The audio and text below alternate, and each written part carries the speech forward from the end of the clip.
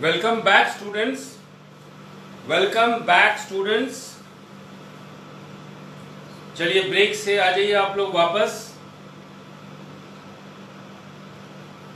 एक important question था जो कि छूट गया था और ये आपको जानना चाहिए। एक क्वेश्चन है जो छूट गया था। There are some inscriptions which are directly concerned with the Mauryan period, but which are not necessarily that of Ashok. कहने का मतलब है कुछ शिलालेख ऐसे हैं जो कि मौर्य काल के हैं लेकिन अशोक से प्रत्यक्ष रूप से संबंधित नहीं है।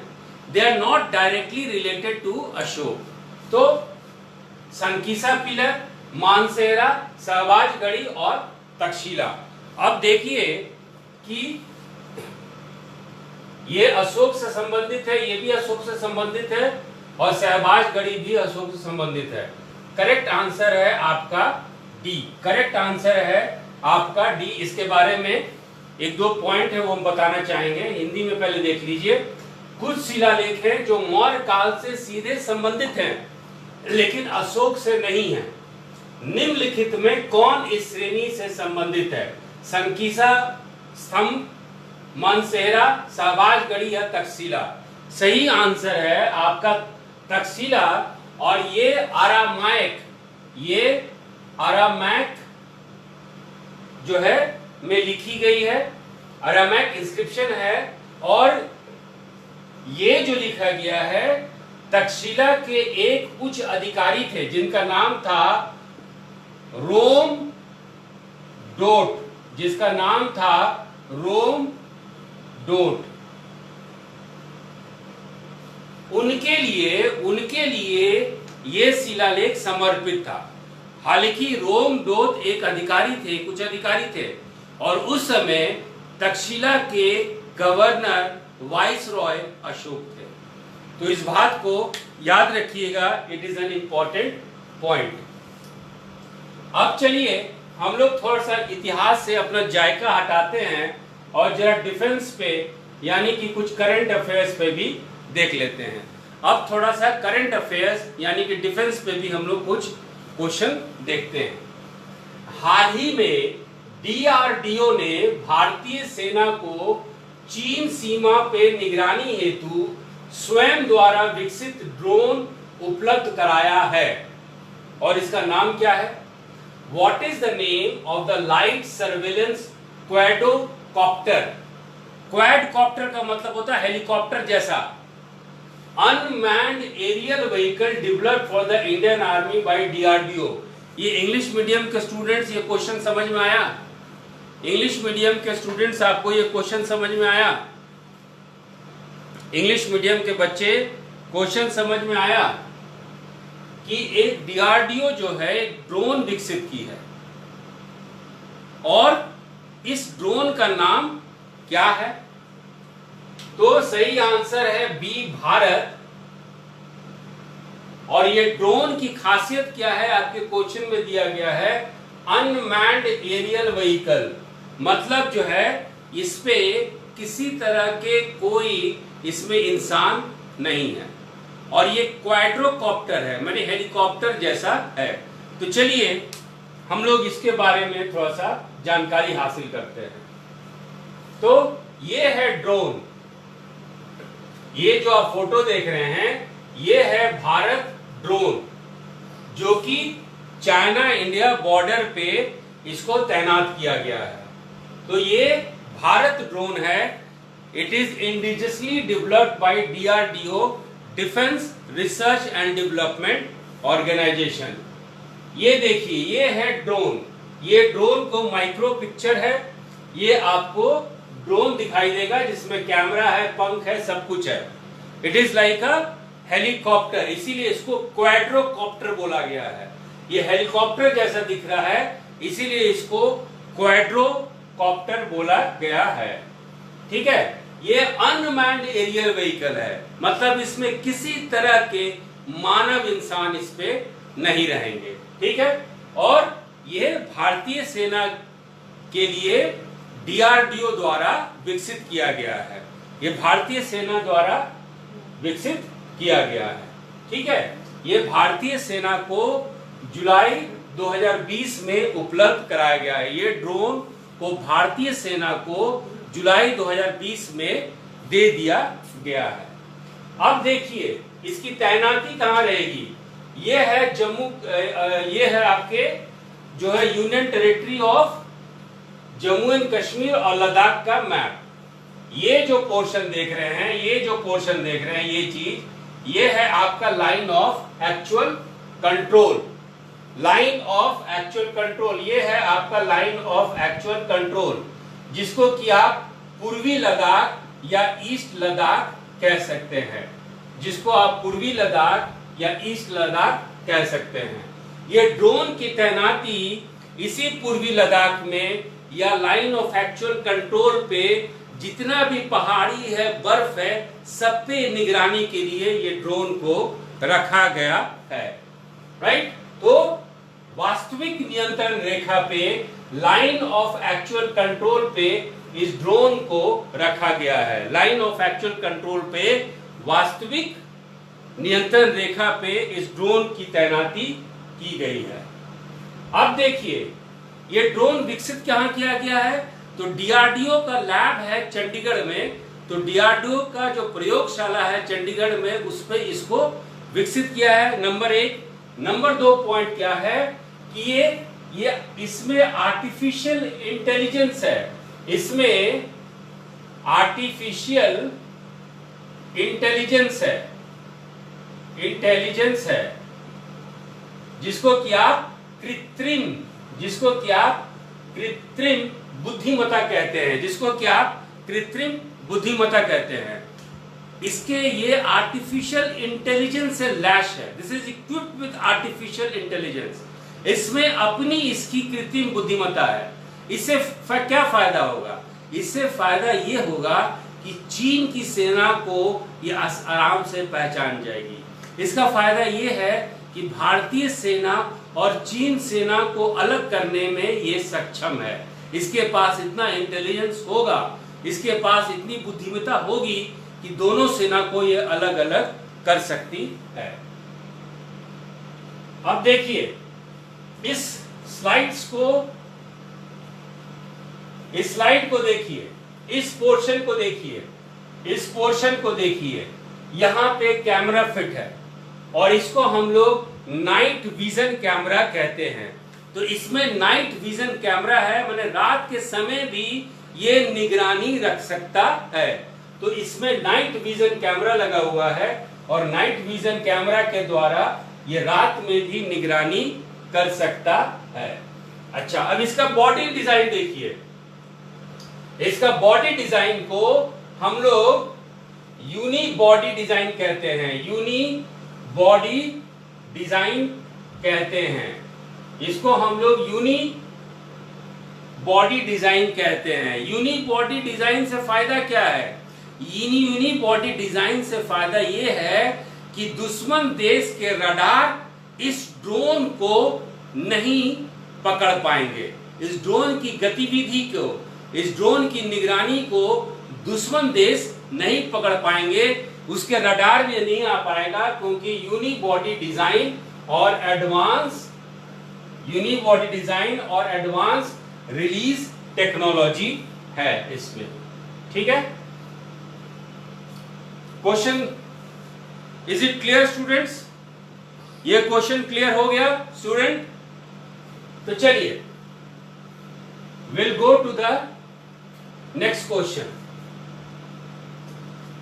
29 जुलाई 2020 को विज्ञान एवं प्रौद्योगिकी मंत्रालय, department of science and technology, किस संस्थान के वैज्ञानिकों ने नवजात शिशुओं में बिलीरुबिन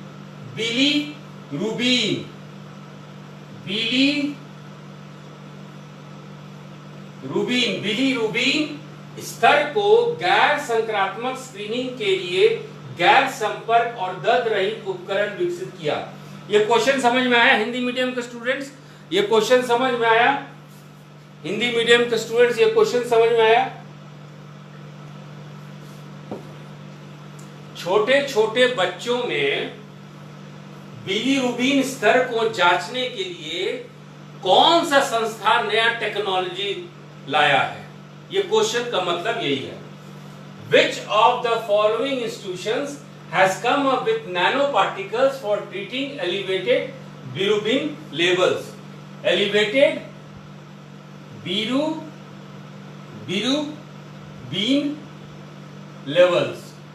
क्वेश्चन है छोटे छोटे बच्चों में बिलीरुबिन लेवल, बिलीरुबिन स्तर को जांचने के लिए कौन सा संस्था एक नया तकनीक विकसित किया है जिससे कि दर्द ना हो, जिससे कि कोई इन्फेक्शन ना फैले।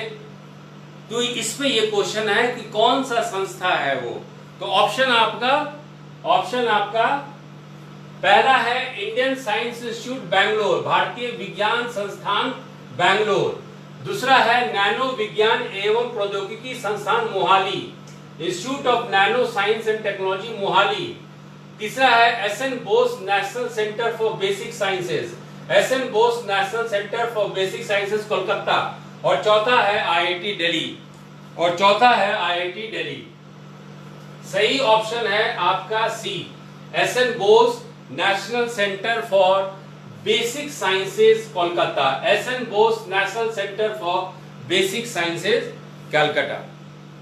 अब चलिए इस पे जब हम लोग थोड़ा सा डिस्कशन कर लेते हैं।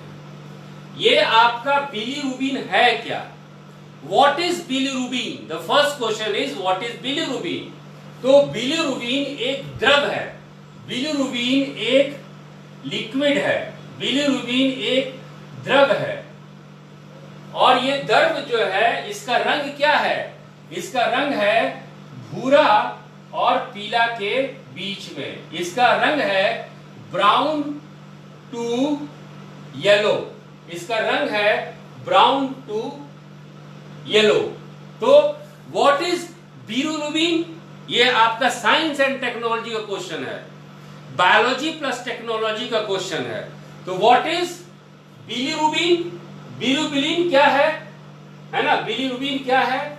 तो bilirubin is a liquid that is its colour is from brown to yellow. Bilirubin एक द्रव है जिसका रंग भूरा और पीला के बीच में है। नेक्स्ट क्वेश्चन, ये द्रव कैसे बनता है? ये द्रव कैसे बनता है? तो ये द्रव बनता है, ये द्रव कैसे बनता है? तो लाल रक्त कोशिकाओं के टूटने से बनता है। ये कैसे बनता है? तो लाल रक्त कोशिकाओं के टूटने से बनता है। How is bilirubin form? It is form by the disintegration of red blood corpuscles. It is formed by the disintegration of red blood corpuscles. ये आपको शरीर में कहां पाया जाता है? ये आपके शरीर में लीवर में पाया जाता है, ये आपके यकृत में पाया जाता है, ये आपके शरीर में लीवर में पाया जाता है। कहां पाया जाता है? ये आपके लीवर में पाया जाता है और पाचन के समय ये शरीर से बाहर निकल जाता है। During digestion it comes out of the body. और ये हर एक शरीर में बिलीरुबिन होता है और पाचन से ये शरीर से बाहर निकल जाता है, लाल रक्त कोशिकाओं के टूटने से बनता है। और जब नए लाल रक्त कोशिका आती है तो पुराना जो है बिलीरुबिन आपके शरीर से ऐसे भी बाहर हो जाता है। तो बिलीरुबिन के बारे में समझ में आ गया स्टूडेंट्स? आगे बढ़ूं, बिलीरुबिन के बारे में समझ में आया। अब चलते हैं क्वेश्चन के आगे डिस्कशन पे। ये बिलीरुबिन कब खतरनाक हो जाता है? बिलीरुबिन कब डेंजर हो जाता है? When it is dangerous। तो ये तब खतरनाक हो जाता है जब शरीर में खून जो है जमा होने लगता है। जब शरीर में खून जमा हो जाता है तब बिलीरुबिन का स्तर ऊपर हो जाता है। when the blood starts clotting in the body, the level of bilirubin increases। और ऐसे स्थिति में जब बिलीरुबिन की स्तर ऊंची हो जाती है, बढ़ जाती है, when the level rises, तो आपके शरीर में पीलिया, जॉन्डिस होने का डर होता है।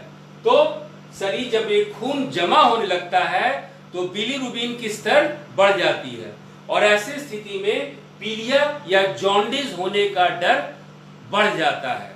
और ये डर सबसे ज्यादा जो है बच्चों में और अडल्ट्स में देखा गया है।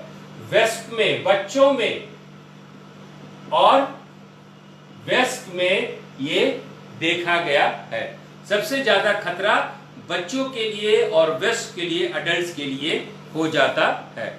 यहां तक समझ में आया? अब देखना है कि आपके जुलाई 2020 में SN Bose national centre for basic sciences जो कि कलकत्ता में स्थित है, एक ऐसा टेस्ट निकाला, एक ऐसा परीक्षण निकाला बच्चों के लिए, नवजात शिशु के लिए, फॉर स्मॉल चाइल्ड, है ना, यू हैव यंग चाइल्ड, शिशु के लिए, नवजात शिशुओं के लिए एक ऐसा टेस्ट निकाला जिससे कि इन्फेक्शन फैलने का डर कम है और वो दर्द रहित हो। तो वही जो है क्वेश्चन आपके इसी पे है कि वो दर्द रहित गैर संक्रमित टेस्ट कौन निकाला। तो आपका जो आपका इंस्टीट्यूट है SN Bose national centre for basic Sciences, ये Department of science and Technology के तहत एक स्वायत्त संस्थान है। ये Department of science and Technology के तहत एक इंडिपेंडेंट बॉडी है। ये आपका विज्ञान और प्रौद्योगिकी विभाग के तहत एक स्वायत्त संस्थान है। चलिए आगे बढ़ते हैं अपने डिस्कशन को। जो टेस्ट विकसित किया गया है जिससे कि संक्रमण का डर कम हो और दर्द भी कम हो, उस टेस्ट का नाम दिया गया है एजोओनियो।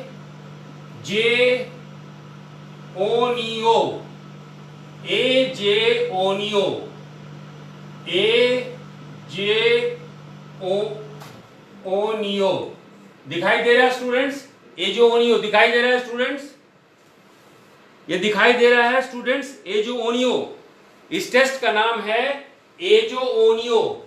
इस टेस्ट का नाम है एजोओनियो। जो एसएन बोस इंस्टीट्यूट जो टेस्ट निकाली है उस टेस्ट का नाम है एजोओनियो। अब देखिए, ये इसको हम लोग कहते हैं, ये जो एजोओनियो टेस्ट है ये स्पेक्ट्रोमेट्री टेक्निक पे है। स्पेक्ट्रोमेट्री टेक्निक पे है। कहने का मतलब कि आयन के द्वारा, कहने का मतलब आयंस के द्वारा जो है इसमें टेस्टिंग होगा। आयंस के द्वारा इसमें टेस्टिंग होता है। पहले जो टेस्ट हुआ था ये स्पेक्ट्रोमेट्रिक टेक्निक है, लेकिन पहले जो टेस्ट हुआ करता था उसको हम लोग टीएसबी कहते थे। TSB test. टीएसबी टेस्ट का मतलब होता है टोटल सेरम बिलीरुबिन टेस्ट। पहले जो टेस्ट होता था उसको हम लोग टीएसबी टेस्ट कहते थे, सीरम बिलीरुबिन टेस्ट कहते हैं। इसमें क्या होता था, टीएसबी टेस्ट में क्या होता था, यदि आप ये फोटो देखें तो बच्चों के पैर से, बच्चों के तलवे से, हिल से ब्लड सैंपल निकाला जाता था। छोटे छोटे बच्चों का जब जन्म होता था तो उसके पैर से, उसके तलवे से ब्लड सैंपल निकाला जाता था और टीएसबी टेस्ट के द्वारा बिलीरुबिन स्तर जांचा जाता था। इससे क्या होता था, ब्लड सैंपल से, ब्लड लेने से बच्चों के पैर में दर्द होता था। छोटे छोटे बच्चे का अभी अभी जन्म हुआ है और उसका पैर में दर्द होता था। लेकिन अब जो नया टेस्ट आया है जिसका नाम है आपका एजो ओनियो, जिसका नाम है आपका एजो ओनियो, जिसका नाम है आपका एजो ओनियो, जिसका नाम है आपका एजो ओनियो, जिसका नाम है आपका एजो ओनियो, ये जो है स्पेक्ट्रोमेट्री मेथड से यानी आयन मेथड से टेस्टिंग होता है। और इस टेस्टिंग से जो है बच्चों में दर्द नहीं होता है, बच्चों में दर्द नहीं होता है, इन्फेक्शन का भी डर बहुत ज्यादा कम हो जाता है क्योंकि कोई चीज जो है संपर्क में नहीं आता। There is no contact process. ये आयन के मेथड से, स्पेक्ट्रोस्कोपिक मेथड्स के ये होता है। अब देखिए कि ये बिलिरुबिन टेस्ट छोटे छोटे बच्चों में क्यों कराया जाता है। इसलिए कराया जाता है कि 2004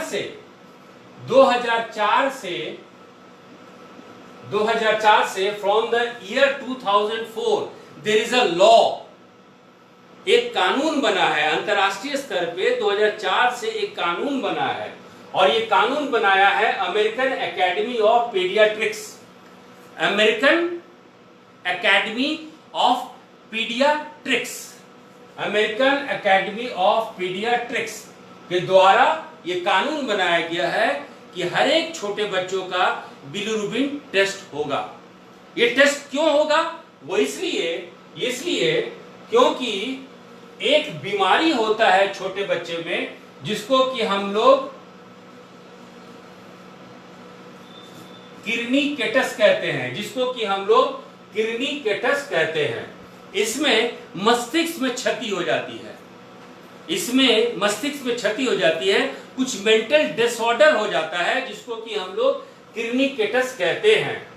और इसी के कारण रक्त में जो है बिलिरुबिन का स्तर बढ़ जाता है।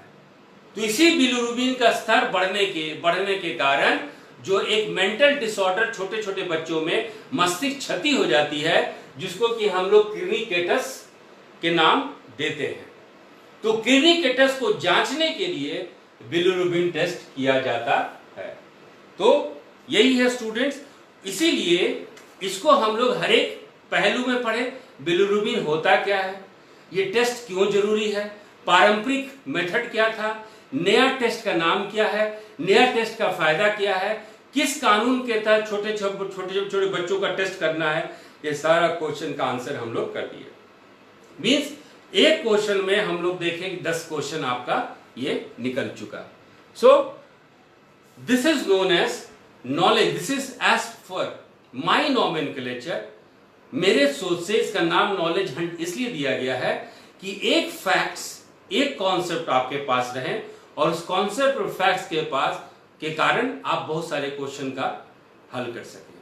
आपके आईएएस की परीक्षा में भी बहुत सारा फैक्ट्स पे क्वेश्चन आएगा, लेकिन सारा फैक्ट्स को, कॉन्सेप्ट को आपको कोरिलेट करना है।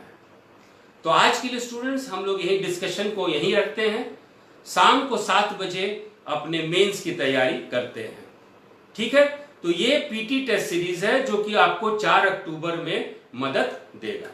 Till then let's meet in the evening at 7 PM. Thank you.